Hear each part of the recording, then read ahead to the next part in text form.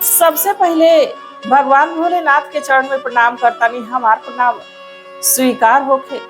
माँ भवानी गौरा के चरण में प्रणाम करतानी, हमार प्रणाम स्वीकार होके।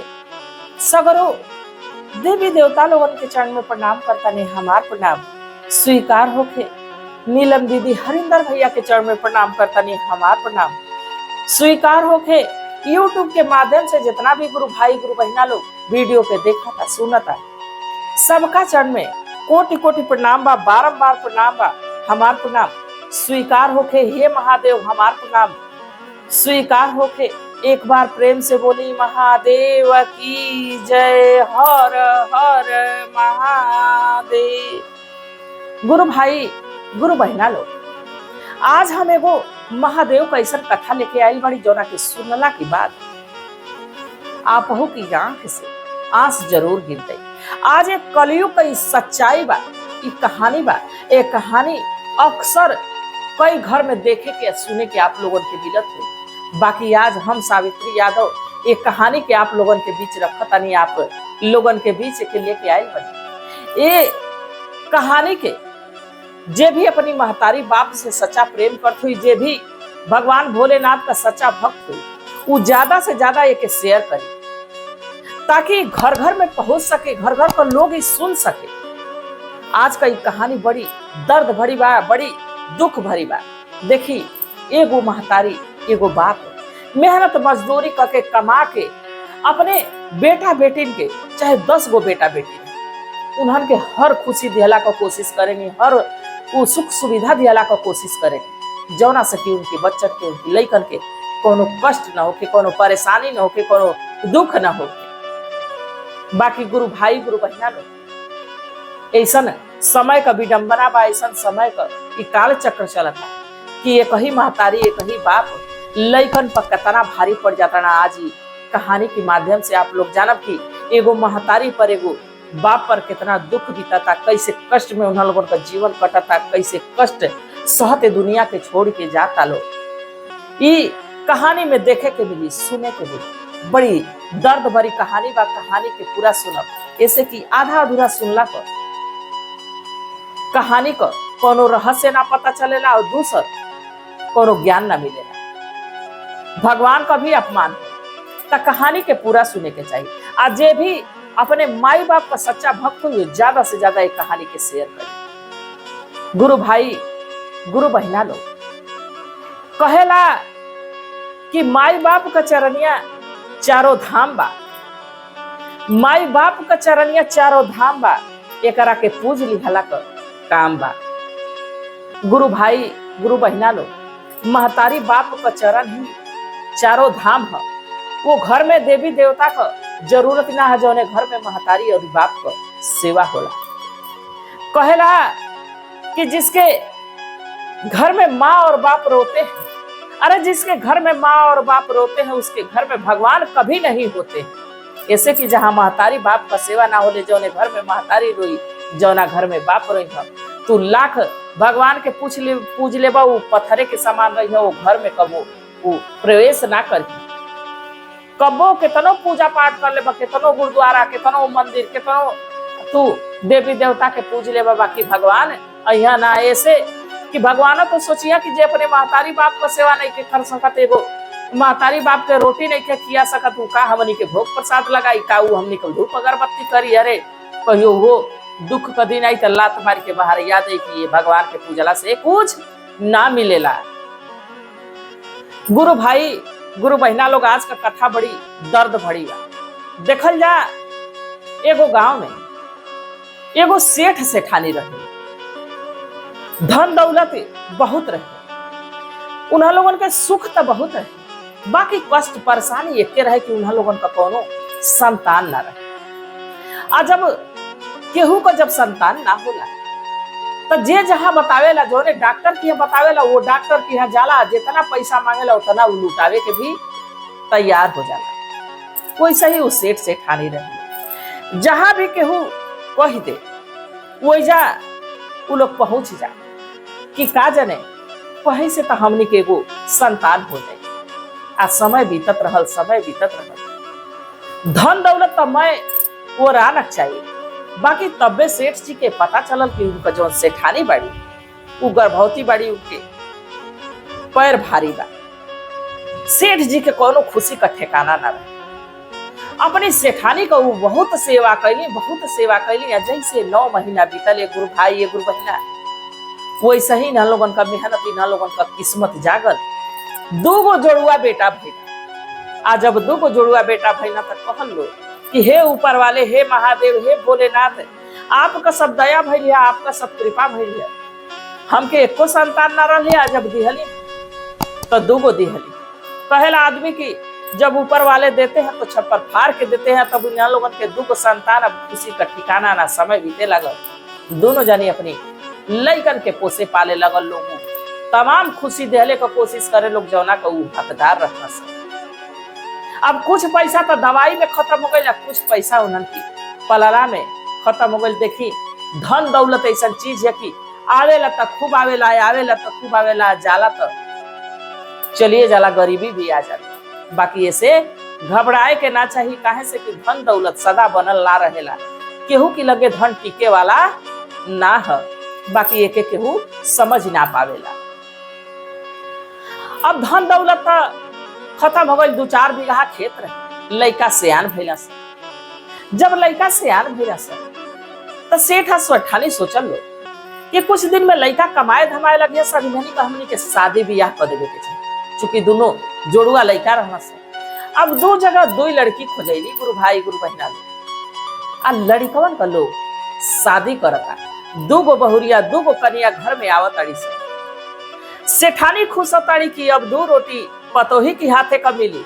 सेठ जी खुश होता ना कि अब का, अब तो हमने के जीवन में खुशहाली के सिवा कबो दुख ना आए।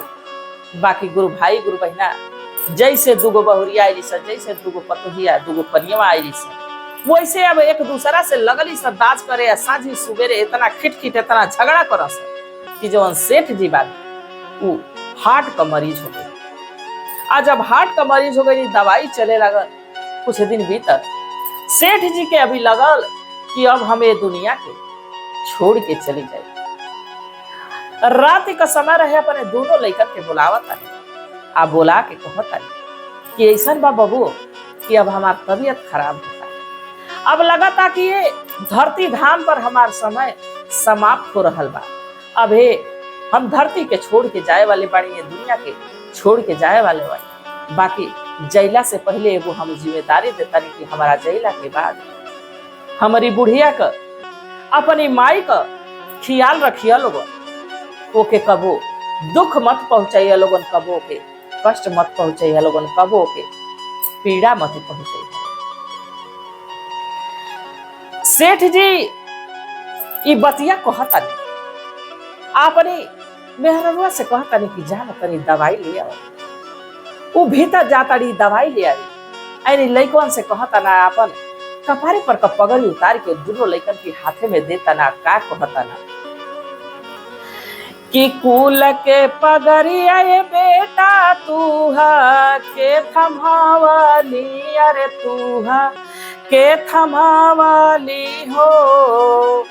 आ रखी हा तू कुलावा के मान न हो राम, किया हो राम रे।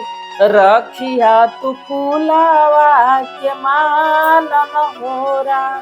कहता ना कि कुल का पगड़ी तोहरा के देता नहीं, एक सम्मान करिया लोगन, एक अपमान कबो मत होके दिया लोगन। जैसन इज्जत हम बनवले बाड़ी वैसने इज्जत बना के रखिया लोगन। औरी का कहता नहीं कि अपनी महतारी के देखिया जाके तारे कहता नहीं, देखिया छोड़ के जात बाड़ी बूढ़ी महतारी आया रे, बूढ़ी महतारी आहो।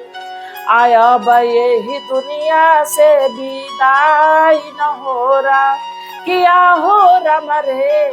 अब दुनिया छोड़ी हम जाई बहोरा।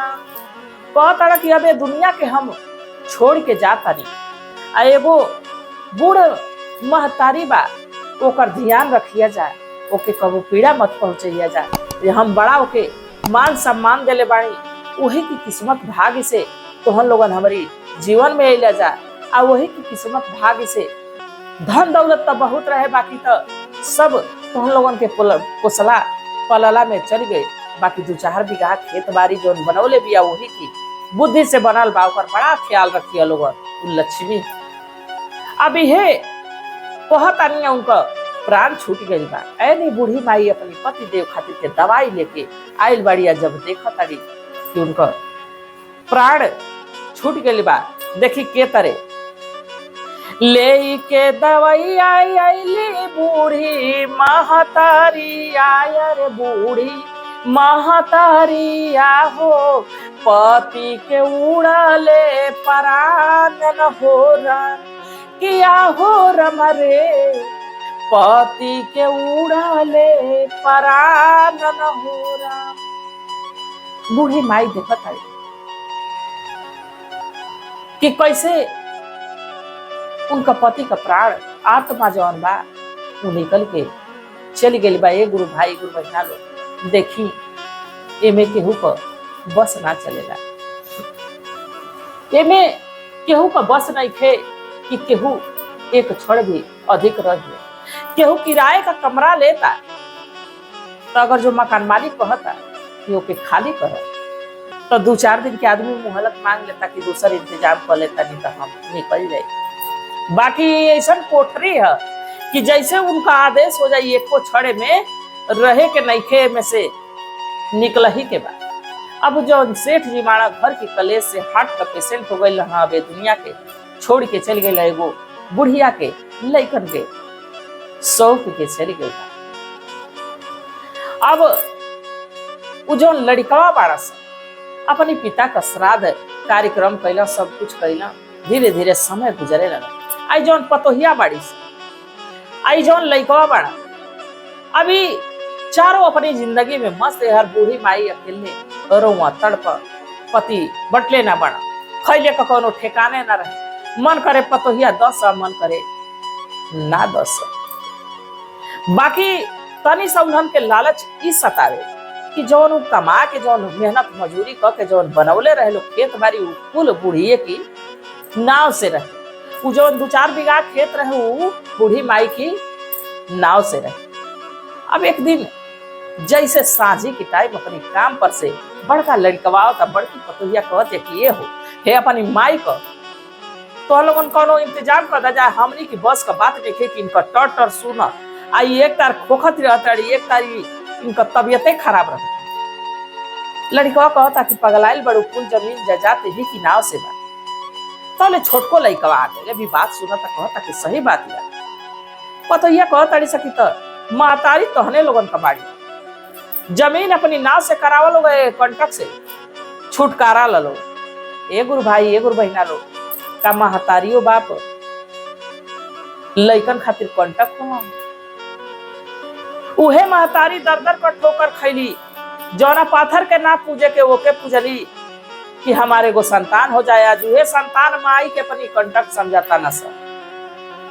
अब बड़का लइकवा गइल बा माई की है, अब माई से कहता ये माई ऐसन बा जौन हमनी के दयाद पटीदार बाना सर, उ जब तू ना रहबू तो हमनी के अजिया से झगड़ा करिया से, हमनी से के परेशान करिया से, उ जमीन जायदाद हमनी के जियते दे द। माई त माई होली, उ सोचली कि हम जियत तारी तबो इहने के बा, अब मर जाई तबो इहने के। अगर जो एकर इहे मनसा बा त ले आवा, काहे ना इहन के नाव से कह दे। लइकवा का कहता माई से अपन, मानी हमारी बचानी माई कर तू जमीनी आया रे दे तू लिख जमीनी आहो, झगड़ा करिए रोजा पटीदार न हो रहा क्या हो रमरे, झगड़ा रोज करिए पटीदार न हो रहा। माई से कहता कि बचन हमार माना, हमार बात तू माना, जमीन जायदाद बा जो हमारी नाव से लिख द, हमनी के नाव से लिख द दोनों भाई की, झगड़ा करिया सदायात पटीदार। आ के तरह कहता न सर कि धन दौलतिया माई सब कुछ दी है रे, सब कुछ दी हो, खेत बारी नावे लिखी दी दी हन होरा किया हो रमरे खेत बारी नावे लिखी दी हन होरा। कहता न सकी ए माई धन दौलत जौन बा उहो दे द, खेत बारी हमनी की नाव से लिख द ताकि हमरे के कोनो परेशानी न रहे। तरियो सोचा तारी कि अब लइकवा कहता न से जियत जीत इन्हन का बटले बा मोले के बादो इन्हन का बात एकर मनसा बात लिखिए देतानी के तरे उ लइकवा अपनी महतरिया से कहता न से मुआला से पहले ये माई लिखी ह जमीनी आयर धन दौलतिया हो आ मुआला के बाद हो झगड़न होरा। कहता न सकी लिख द जल्दी से जल्दी ये काम के कद, नहीं तो तोरी मुआते झगड़ा लाग जाए। ऐसे कि ई खानदानी पुस्तैनी ना है, खरीदले बड़ा जा एक में तो खरीदले बड़ा जा दयात पटीदार कहियो सकी ये में हमनियों को हिस्सा चाहिए। अब जवान सेठानी बाड़ी सुसबी कि लड़का का जौन बा मनसा बा तैनी के दे देवे के चाहिए। आ के तरह वो कुल जमीन जायदाद लइकन के लिखने बाड़ी आ के तरह अब रोवत यारी तड़पत यारी दिहला की बाद अब एक एक रोटी के मोहताज कर दिले बड़ी सा पतोही आ के तरह वो अब रात दिन रोवत यारी तड़पत यारी आ लइकवा ने सोचा सर कि माई कुछौरी धन दौलत दबा के रखले हुई देती है। अब आई लालच में पड़ल बड़ा सा ऐसे कि गांव को टोला महला के ये सब कहे कि सेठ सेठाने डरल सोचा सके और धन के तरह लइकवा रोज जाके महतरिया के यहाँ बैठ के कहस कि काट जैसन चुभे माई साझी या सवेरा वायर साझी या सवेरा वाहो आ एक दिन धन लिहे पटीदार न होरा। माई कहतरी ए बबू अब कौनो धन दौलत नहीं थे, अभी सीधे जौन बचली बा इस शरीर बा अब करी सिवा हमारी पास है कौनो धन दौलत नहीं थे। जब लइकन के समझ में आ गई कि एकरा पास अब कुछ नहीं थे, कौनो चीज नहीं थे, तब लइको पतोहिन की बाती में आ गई ना सब। माई की लगे उठल बैठल भी छोड़ दिया सब, माई का समाचार भी पूछल छोड़ दिया सब। अब के तरह हो जा माई का पेट पहाड़ हो गई बा। गुरु भाई ये गुरु बहना लोग एक कथा में ये कथा सुनावत का जितना तकलीफ होता शायद सुनत तो का आप लोगों के बहुत तकलीफ होता। ये कलयुग में ये कालखंड में ऐसा ऐसा होता जौना के सुनला की बात देखला की बात यह कबो कबो महसूस होला कि अखिए नत रहत कनवे नत रहत की बतिया सुन देखल जा के तरह बोई जा लड़कवा अपनी महतरिया की संगवा करता न का होता। माई के पेटावा पहाड़ होई गईले पहाड़ होई गईले हो आ बाबूजी के मुँहले भैले काल न होरा। महतारी का पेट पहाड़ हो गई जब ओकर पति ये दुनिया के छोड़ के चल गए ना बेटा बेटी मैं धन दौलत ले लिया ना मैं उनका जगह जमीन अपने नावे करा लिया ना महतारी एक रोटी खाते परेशान हो गई बा। आ के तरह वो जब रोवा तड़पा तक कह 9वां महीना हो बेटा गर्भ में पलली अरे गर्भ में ढोवली हो आ बाबू चरनिया गईले भूल न होरा किया हो रमरे बाबू का बचनिया गईले भूल न होरा। बूढ़ी माई कहा कि 9 महीना में तोहनी लोगन के हम पल्ले बाणी ढोले बाणी तमाम दुख उठौले बाणी आ जात जात तोहर बाबूजी हमारी जिम्मेदारी तोहन लोगन के देख गई हो तोहन लोगन भूला गई बाड़। अब कुछ समय बीतल पतोहिया एक दिन लइकवा से कहत कि तोहर महतारी जौन बा ओकर खोखी सुनी सुनी के हमार तबीयत खराब हो जाती है। आ जहे मन करता तहे थूक दे दिया, एक घर में से बहरियाव। ऐसन बा कि एगो कटोरा दे दो आ एगो बिछौना लेवा दे दे तनी दे दो आ धीरे से अन्हार भइले के लेके जा शहरी में छोड़ के चली आवा, हो जा मांगी या खाई। अगर जो भीख मंगला से पैसा रुपया मिली तो कुछ हमनी के काम में आई।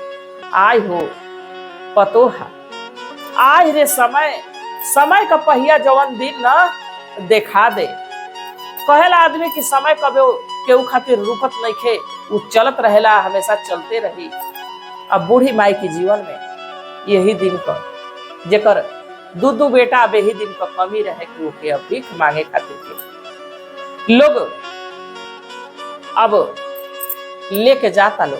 अन्हार भइला एगो लेवा देता लोग, एगो कटोरा देता लोग, कहता लोग ये माई घर में रहताड़ी, न केहू से भेंट होता न केहू से मुलाकात होता, चल तो के ऐसा जगह हम पहुंचाओ तारी जहाँ लोगन के देखबो कर भी आ तोर जीवन भी बहुत बढ़िया से कटे। महतरिया जनलस की कहीं हमके ले जाता ना सब तीर्थ धाम करावे खातिर। काहे से कि देखी बेटा को बेटा हो जाला पर महतारी कबो कुमाता ना हो। अब लइकवा दोनों उठौले बड़ा से ले जाके शहर में एगो चौराहा पर उठ के कटोरा दे के लेवा दे के बैठा दिले बड़ा से। अब वो जा समझ गई कि लइका अब हमके छोड़ तारा सा, बाकी फिर भी कोनो शिकायत ना कैली। अब लइका छोड़ के चली आयल बड़ा सा। धीरे धीरे समय गुजरे लगल, वही चौराहा पर लगली भीख मांग के अपन पेट पाले। गुरु भाई गुरु बहना के हुआ दो चार पैसा कटोरा में डाल दे, वही से जीवन कटे लगल। अब वो दुखियारी बुढ़िया कबो ओकर धन दौलत रहे, कबो उसे ठानी रहे, कबो ओकरे पास सब कुछ रहे, कोठा टारी सब रहे, बाकी कौना काम के। जौनन बेटन खातिर दर दर पर ठोकर खैली, कोनो डॉक्टर ना छोड़ली, कोनो वैद्य हकीम ना छोड़ली, उहे बेटा उनके वो दिन पहुंचा देना सा चौराहा पर जो दिन उनके उन्हनी का जरूरत रहे। अब एक दिन वही चौराहा पर वही बुढ़िया की गांव का एगो आदमी पहुंचल बा। देखले बा बुढ़िया के तो ओकर आंख में आंस भर गइल बा। तुरंत हो जाके एगो थाना पर गइल बा। कहले बा कि ऐसा न कि जौन बुढ़िया चौराहा पर बैठल बा हमारी गांव का सेठानी रह आ ओकर लइका जब भीख मांगे के मजबूर कर दिल बड़ा। ओकर धन दौलत, ओकर कोठा टारी, ओकर खेत बाड़ी सब कुछ बा। अब वो दरोगा जी अइला वही आदमी की शिकायत कैला पर अब वो साहब उठौना वो बुढ़िया के जीपी में धैना लेके वही गाँव में गईना। दोनों लड़कन के बोलौना, मैं मजबा लागल बा, समाज लागल बा। अब बोझा वो लड़कन पर लाठी उठावता ना, उन्हनी के गरियावता ना। देखी महतारी ऐसा हो जाली कि बेटा अगर जो करेजो काट दे तो वो माई ना कही कि हमारा करेजा तू मत काट। जैसे साहब हो जा दरोगा जी जैसे लाठी लेकर पर उठौले बड़ा का कहता महतरिया का कहताड़ी, अब बचवन पर लाठी जनी उठाई साहब जी, उठाई साहब जी, अरे फाटेला करे जावा हमार नहोरा, क्या हो रम रे फाटेला करे जावा हमार नहोरा।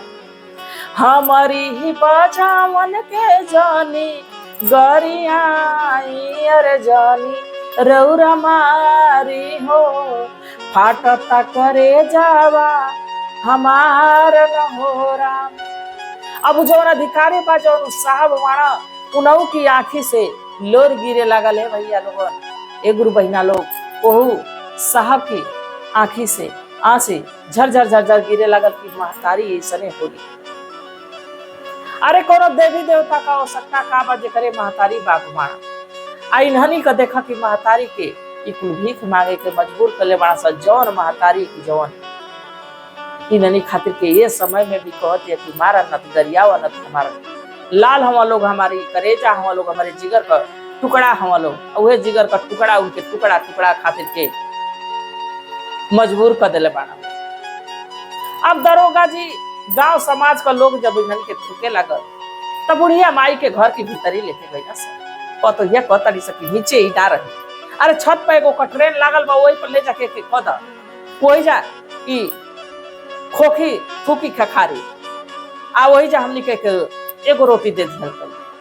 अब लइकवा लेके बुढ़िया के टेका के जाता ना सब छत पे एगो पटरेन का कमरा बाबू में धो देता।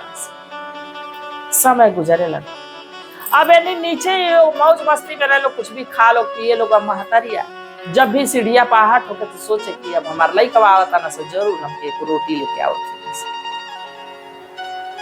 आय रे समय, ऐसा समय कभी विडंबना की महतारी एगो टुकड़ा खातिर के तरसताड़ी, एगो रोटी खातिर के तरसताड़ी, पानी खातिर तरसताड़ी। आ जब छत पर अगल बगल छत रहना सा देखा सकुल मेहरारू में की बुढ़िया छटपटातिया तड़पतिया, तक केहू चोरी से ले आके रोटी दे दे, केहू चोरी से ले आके पानी दे दे।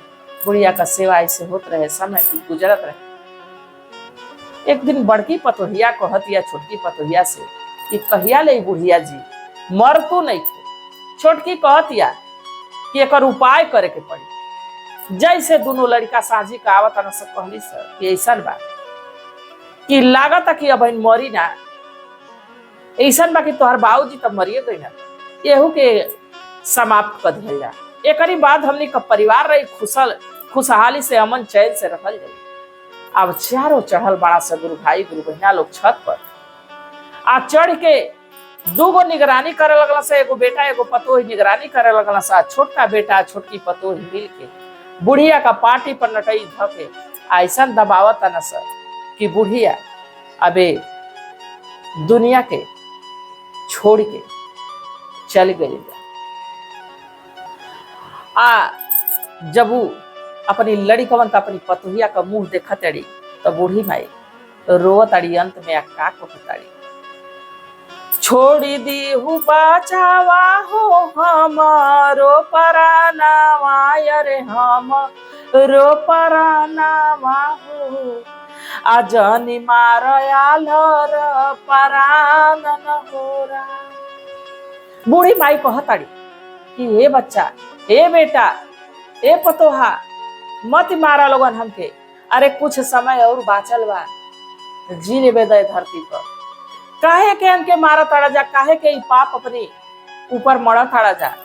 अरे हमारा आशीर्वाद रही तो तुम लोगन फरबा जा, फूलबा जा, आगे बढ़बा जा, काहे के ऐसा पाप अपने कपारे पर लगाव ताड़ा जा। बाकी लोग महतारी का बात नहीं लोग सुनत, नटई धके दाद देता लोग, माई का प्राण उड़ जाता। एक गुड़ भाई एक गुड़ बहना लोग सुगना निकल जाता। अब दुआरे ले आके माटी सुतावता लोग।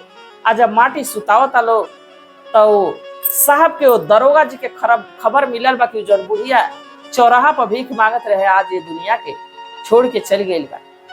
आज जैसे वो ये बात जानले बाड़ी पहुंचल बाड़ी। आ जब पहुंचल बाड़ी बुढ़िया का जब माटी देखले बाड़ी तो उनके समझले में देर ना लगल कि एके तो मुआवल गई बा। कहला कि बुढ़िया का बिना पोस्टमार्टम भइले अंतिम संस्कार ना होई, पोस्टमार्टम होई तबे होई। जब जांच भइल तब पता चल गई कि ये बुढ़िया का तो नटई दबा के मुआवल गइल बा। गुरु भाई गुरु बहना देखी, पहला आदमी की चोरी हत्या पाप खुले आप ही आप।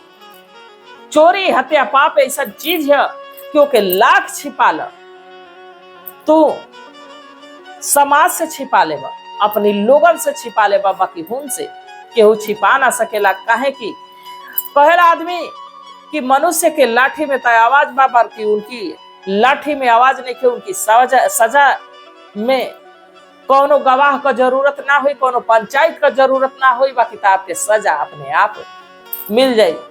अब एजा कुल बेटा पतोह चारों जाने डोरिया के जेल के भीतरी जाता लोग।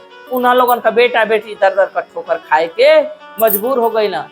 तो शायद आज बुढ़िया का लोग सेवा कैले रहत लोग तो वो लोग अपने परिवार में सुखी रहत लोग। बुढ़िया तो ये दुनिया के छोड़ के चल गए, सेठ जी ये दुनिया के छोड़ के चल गई ना। बाकी आप ही सोचे कि जौना बेटा बेटी खातिर के वो लोग का ना कोई लोग का ठोकर ना खाई लो, उहे बेटा बेटी उन्हन लोगन के तरह तरना सधना से आ ऊपर सजा ऊपर वाले उन्हनी के जेल की भितरिया दे दी। गुरु भाई गुरु बहना लोग, तो आप लोगन के कथा कैसा लागल है आप लोग जरूर बताइए। ये महतारी का दुख भरी कथा, ये बाप का दुख भरी कथा, एक शेयर जरूर करब जा। अगर जो आप लोग चैनल पर नया आयल बनी जा तो चैनल के सब्सक्राइब कर ले जाए ताकि आप लोगन के हमेशा कहानी सुने के देखे के मिल सके। हम महादेव से यह प्रार्थना करब, ये भोलेनाथ से प्रार्थना करब कि हे भोलेनाथ, हे शिव गुरु, जितना भी हमारे जवन सब्सक्राइबर बाड़ा यूट्यूब के माध्यम से, जितना गुरु भाई गुरु बहना लोग वीडियो के देखता सुनता, सब पर आपन दया दृष्टि बनौले रह, सब पर आपन कृपा बरसावत रह, यही कामना के साथ हर हर महादेव।